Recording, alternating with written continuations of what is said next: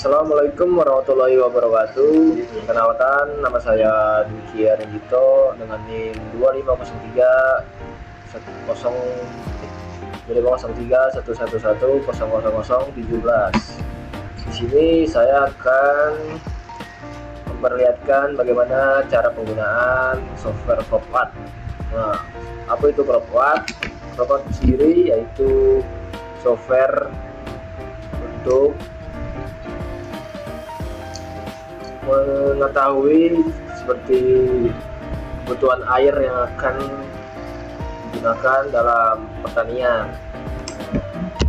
Pertama-tama kita buka dulu Google untuk mendownloadnya. Kita dari awal. Kalian cari yaitu CropArt 8.0, terus yang paling atas ini ada pencet. Ini unduh. Berhubung saya sudah mengunduhnya dan menginstal, langsung saja kita ke aplikasi CropArt-nya. Ini tampilan dari software CropArt sendiri. Nah, di software ini CropArt ini itu ada apa aja sih? Ada fiturnya yaitu ada iklim untuk memasukkan data iklim dari suatu daerah yang akan digunakan, yaitu ada lagi yang kedua yaitu curah hujan. Di sini curah hujan, dan ini untuk tanamannya apa yang akan ditanam, terus jenis tanah, dan ini yaitu crop water requirement, yaitu kayak rata-rata air setiap bulannya, untuk schedule hasil lahir dari data-data tersebut dia akan terlihat di sini. Terus akan lihat penyiramannya berapa kali dan pada bulan apa, dan itu detailnya. Nah, sebelum itu kita masukkan terlebih dahulu data yang ada. Pertama kita buka dulu datanya.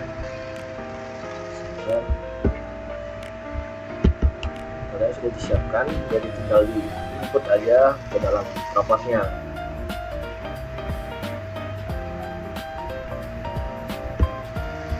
Langsung aja kita biar lebih mudah.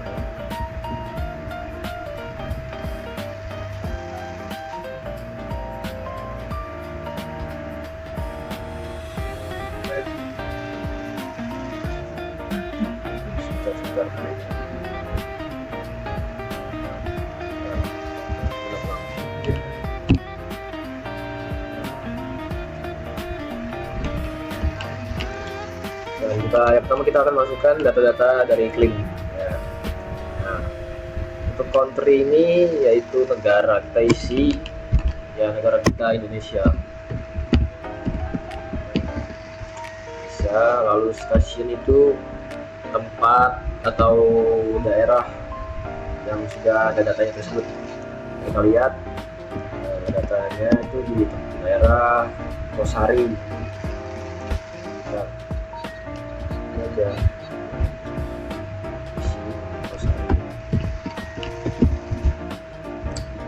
nah, lalu selanjutnya itu ada altitude yaitu ketinggian dari ketinggian tersebut. Nah, di sini ketinggian itu 1335 mdpl kita masukkan. Lalu selanjutnya latitude itu lintang selatan atau lintang utara di daerah tersebut. Nah, kebetulan dari data yang sudah didapat ini terlihat jelas ini lintang selatan, jadi kita ubah dulu jadi south atau selatan. Kita masukkan 7,88. Nah, untuk di aplikasi ini untuk penggunaan koma itu diganti dengan titik. Lalu lanjut longitude yaitu bujur timur atau bujur barat. Bujur ya, itulah.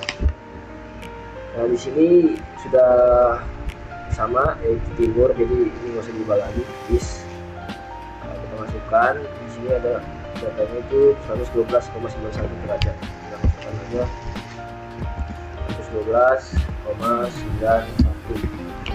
Nah ini tuh satunya nggak kemasuk itu nggak apa-apa, jadi dia otomatis langsung bikin 0, itu juga nggak apa-apa. Nah setelah itu langsung kita ke data pertama yaitu minimum temperaturnya atau minimal suhu.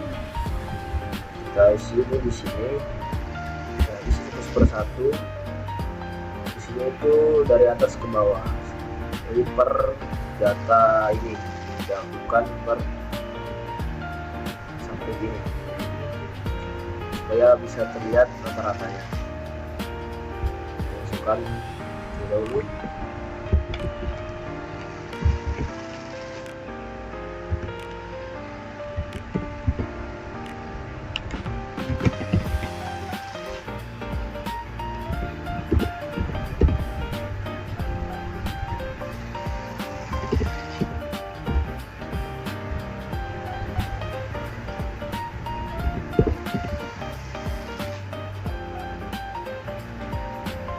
Loh, sebentar, salah saya. Ini malah saya isi maksimum ya. Tolong.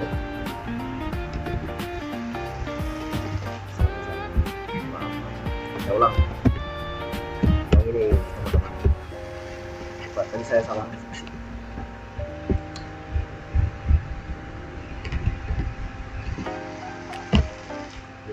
Apa saja.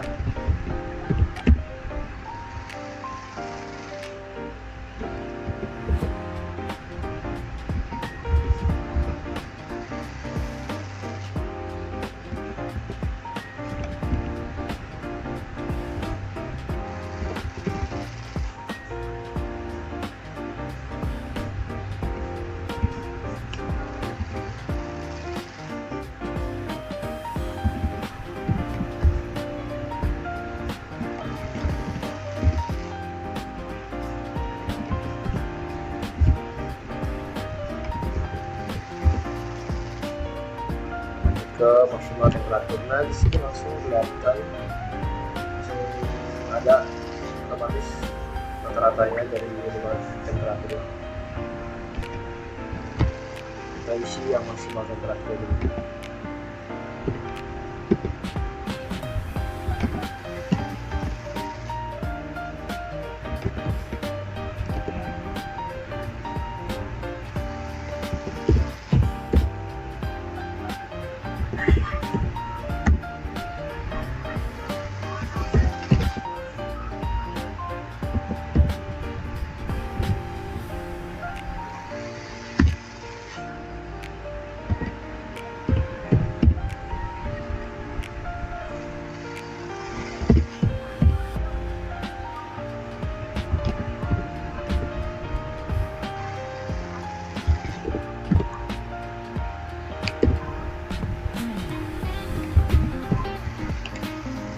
Kelihatan otomatis. Nah, selanjutnya kita isi humidity. Humidity itu kelembapan.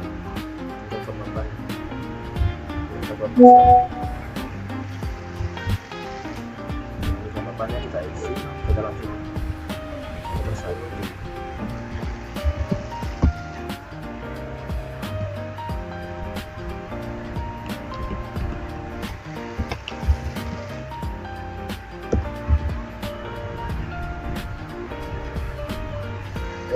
Salah saya masukkan.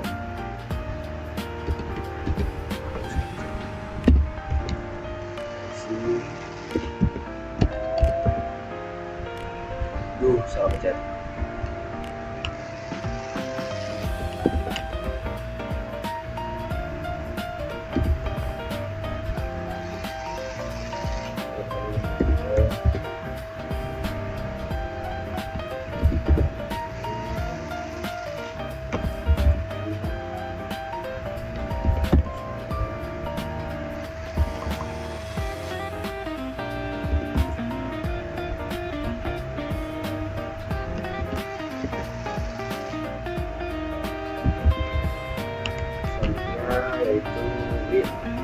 atau kecepatan angin per harinya.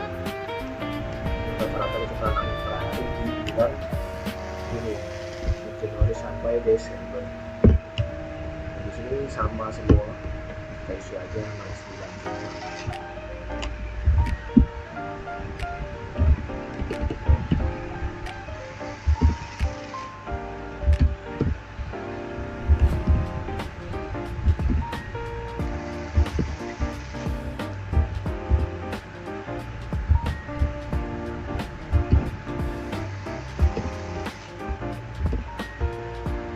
Selanjutnya itu sun atau intensitas cahaya matahari per jamnya di satu harinya.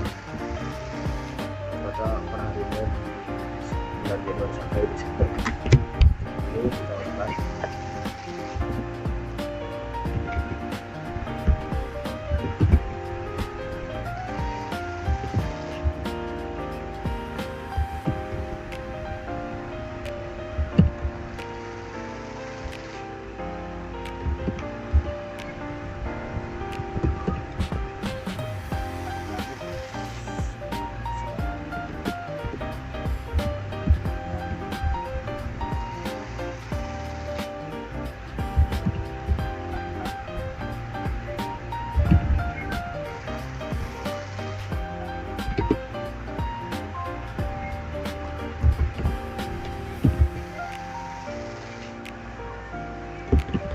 Nah,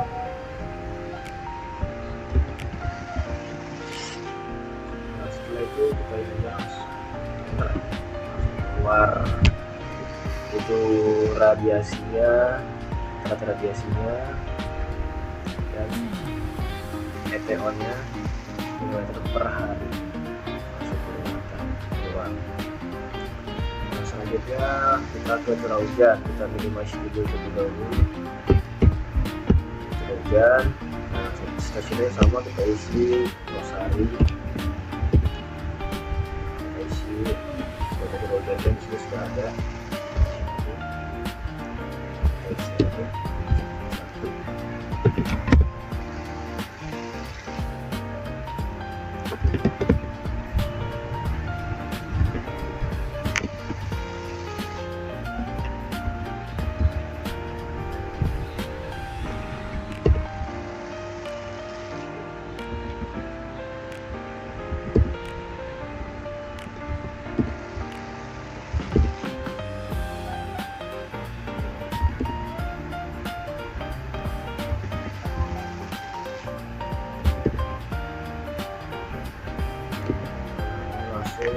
Kelihatan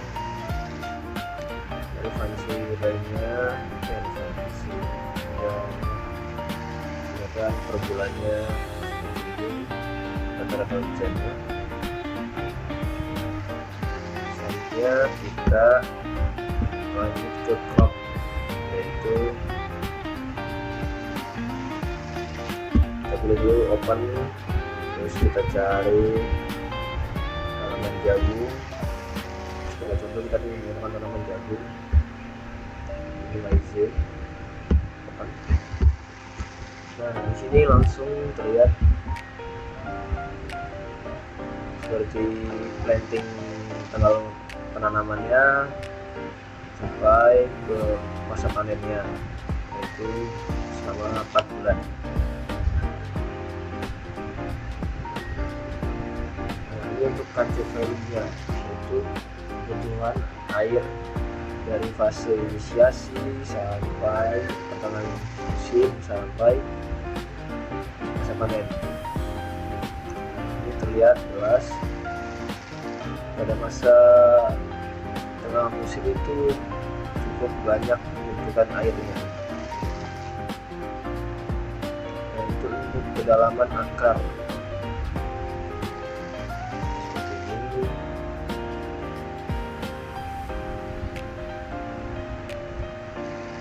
Untuk ketinggian tanamannya itu 2 meter, maksimal 2 meter.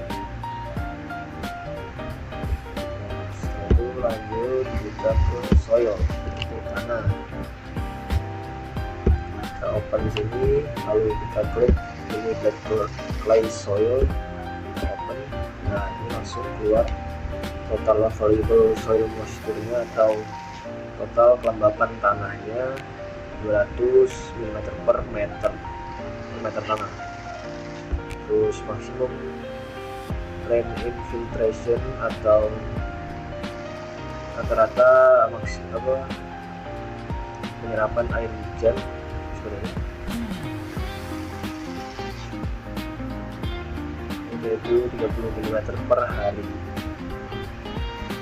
Lanjut maksimum rotting depth atau maksimal kedalaman akar yang dicapai yaitu 900 cm. Lanjut untuk inisiasi kelembapan tanah itu di 60% dan inisiasi kelembapan tanahnya yaitu 100 mm per meter. Lanjut ke CWR atau top water requirement. Nah di sini sudah jelas, masih kelihatan otomatis seperti ini. Silahkan lihat pada fase inisiasi hitungan airnya, hujannya.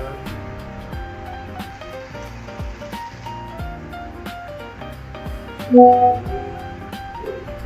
langsung kelihatan rata-ratanya efisiennya, rata-rata lainnya, rata-rata dia refleks.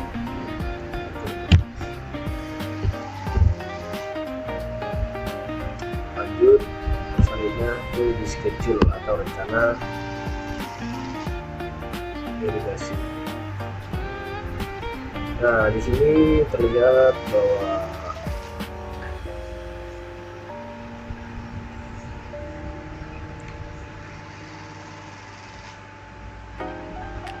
field L-nya ya itulah di 70%. Nah ini terlihat bahwa penyiramannya itu pengirigasiannya itu dilakukan secara 2 kali, pada tanggal 24 Juli pada fase development atau pembentukan dan tanggal 5 September pada fase pertengahan musim.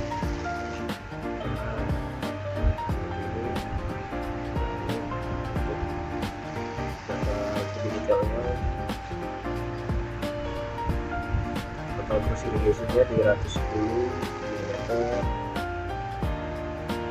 efisiensi rencana irigasinya itu 100%,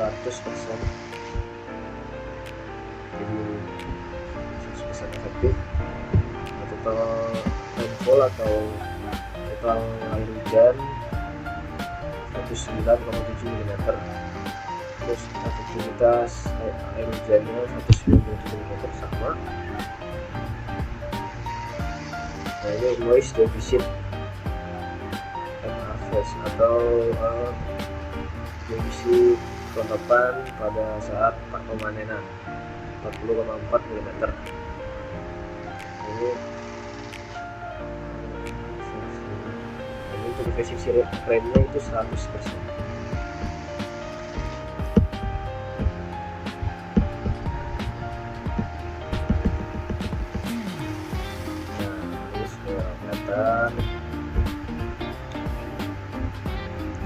Ya seperti ini ya. Mungkin cukup gitu pengenalan sikat crop dari saya. Untuk tambahan di sini itu bisa menggunakan 2 metode, yaitu metode USDA dan satu lagi itu metode yang cuma pakai data suhu doang gitu. Nah, jadi tidak perlu khawatir menggunakan aplikasi ini jika data iklim itu tidak lengkap. Saya menggunakan metode yang satunya yang hanya menggunakan data suhu dari wilayah tersebut. Oke. Nah bentar ya, lupa ini. Setelah datanya ini sudah dimasukkan, bisa di save,